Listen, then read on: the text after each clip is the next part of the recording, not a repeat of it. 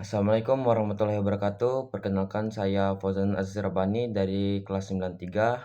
Pada kali ini saya akan merangkum sebuah buku tentang inspirasi dan motivasi B.J. Habibie, karangan Punto Ali Fahmi.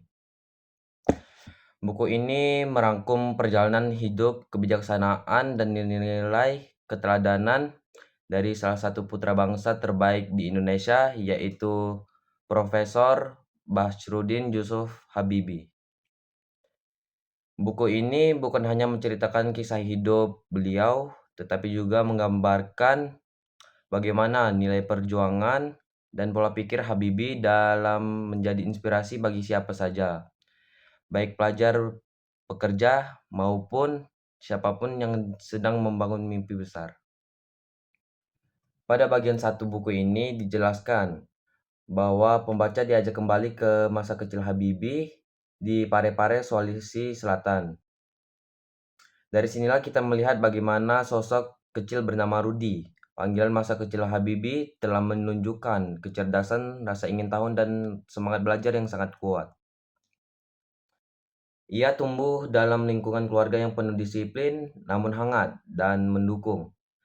Kepergian ayahnya saat ia masih berusia 14 tahun menjadi titik balik dalam kehidupannya. Peristiwa itu membuatnya tumbuh cepat dan memutuskan bahwa dia ingin memberikan kontribusi nyata bagi bangsa-bangsa, mewujudkan mimpi ayahnya untuk melihat Indonesia menjadi negara maju.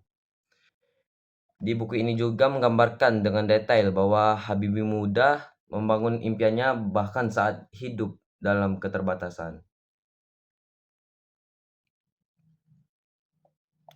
Serta di bagian selanjutnya ini menjelaskan bahwa buku ini membawa kita ke Di bagian kedua dalam buku ini dijelaskan perjalanan Habibie di Jerman, tempat ia belajar di teknik penerbangan dari nol. Ia harus bekerja 9 jam, mengatur waktu dengan ketat hingga melewati masa-masa penuh kesulitan. Namun disinilah karakter Habibie terbentuk. Ia bekerja bukan hanya untuk dirinya, tetapi juga untuk Indonesia. Buku ini menggambarkan bagaimana Habibie belajar 3-4 jam sambil bekerja dan bagaimana kedisiplinannya mengantarkan ia menjadi ahli Euronautica kelas dunia. Ia menjadi salah satu insinyur paling dihormati di perusahaan MBB Jerman. Berkat rumus fenomenalnya teori Habibie tentang crack propagation. Semua itu ditulis dengan gaya ringan sehingga pembaca dapat merasakan perjuangan beliau secara emosional. Di bagian 3 dalam buku ini menjelaskan mimpi membangun industri Indonesia. Salah satu inti dari buku ini adalah momen ketika Habibie kembali ke Indonesia. Ia dipanggil Presiden Soekarno untuk membangun industri dirgantara nasional. Dan tanpa ragu, ia pulang meninggalkan karir megah di Jerman. Di sini juga buku ini menggambarkan bagaimana ia membangun IPTN dari nol, bagaimana ia memimpin ribuan insinyur muda di Indonesia, dan bagaimana lahirnya N250 pesawat asli Indonesia, dan bagaimana ia menanamkan mental Indonesia biasa. Buku ini juga menekankan bahwa Habibie bukan hanya seorang ilmuwan, tetapi visioner yang percaya Indonesia mampu berdiri sejajar dengan negara besar lain dan dapat menjadi negara kuat. Di bagian 4 buku ini dijelaskan kepresidenan singkat tapi berbesar hati. Pada buku ini menggambarkan masa Habibie sebagai presiden ketiga Republik Indonesia. Meskipun jabatannya singkat, hanya sekitar 1,5 tahun, ia membuat berbagai keputusan penting yang mengubah arah demokrasi Indonesia. Di buku ini dijelaskan bagaimana Habibie menyusun pondasi demokrasi, membebaskan pers, membuka transparansi politik, menstabilkan bangsa pasca krisis, dan lainnya. Penulis buku menyoroti bagaimana Habibie adalah pemimpin yang mengutamakan moral, bukan kepentingan pribadi. Keputusan Habibie yang menerima hasil referendum Timur Timur digambarkan sebagai tindakan negarawan terbesar dalam sejarah Indonesia. Di bagian 5 pada buku ini jelaskan filosofi hidup dan nilai motivasi Yusuf Habibie. Inilah bagian paling kuat dari buku ini. Bagian ini penuh dengan kutipan, nasihat, dan filosofi hidup Habibie. Beberapa nilai utama yang sangat ditekankan. 1. Disiplin waktu. Bagi Habibie, waktu adalah modal utama.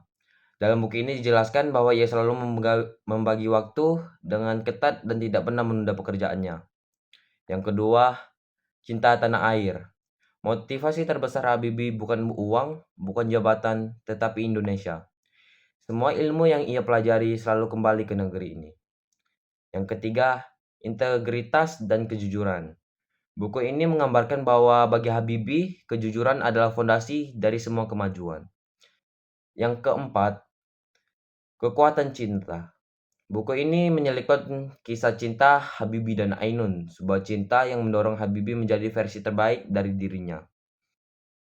Beberapa kutipan Habibie yang muncul di buku ini, contohnya, hiduplah seperti Anda akan mati seperti besok, dan berbahagialah seperti Anda akan hidup selamanya.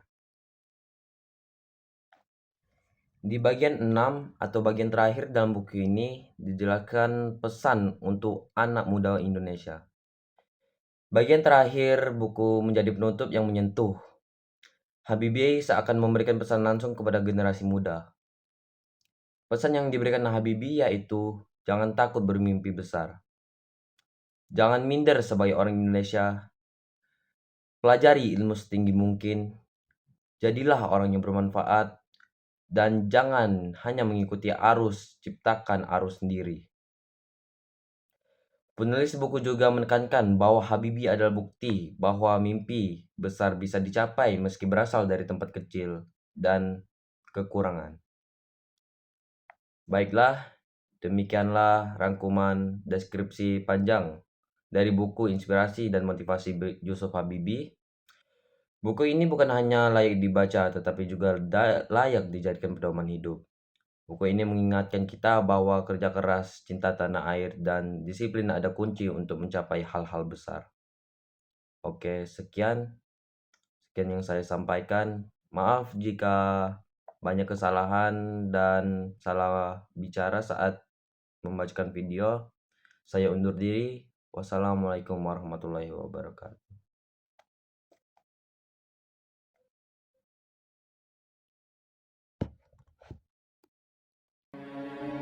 Saya tidak pernah tidak bekerja loh. Kalau orang pernah tanya sama saya, Pak Habibie, kok bisa begitu? Mentalitas apa itu? Saya mentalitas sepeda. Kalau Anda naik sepeda, Anda berhenti, Anda jatuh. Jadi kalau saya berhenti bekerja, saya mati. Umur 80. Kalau ditanya Habibie umur berapa? 90 kurang 10. Tapi jiwanya 17 tahun. Tidak ada bedanya. Saya umur 80 tahun. Kenapa? Karena alasan-alasan tadi yang saya berikan. Itu motivasinya. Yang penting motivasi deh. Semangat saya itu datang atas keyakinan dan kesadaran bahwa saya ini manusia. Produk dari masyarakat di mana saya hidup. Karena saya dan keluarga saya dulu dan sekarang dan masa depan ada bagian terpadu dari masyarakat ini. Kalau masyarakat ini makmur, ya keluarga saya ikut makmur. Karena itu saya terus tidak mau berhenti. Saya bilang, tidak ada gunanya Anda IQ-nya tinggi, tapi pemalas.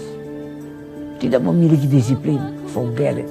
Yang penting adalah Anda sehat, mau berkorban untuk masa depan yang lebih cerah. Dan Anda konsisten, bekerja keras, berdisiplin. Saya bersyukur. Sejak saya lahir sampai sekarang, saya mampu membuat sinergi positif antara elemen agama, budaya, dan pengertian ilmu pengetahuan dan teknologi. Saya bersyukur bisa menyelesaikan semua masalah-masalah yang saya hadapi. Masalah dengan halal. Dan terasa orang sekitarnya ikut menikmatinya. Itu filsafat yang diberikan oleh ayah saya. Jadilah mata air yang jernih, yang memberikan kehidupan kepada sekitarmu.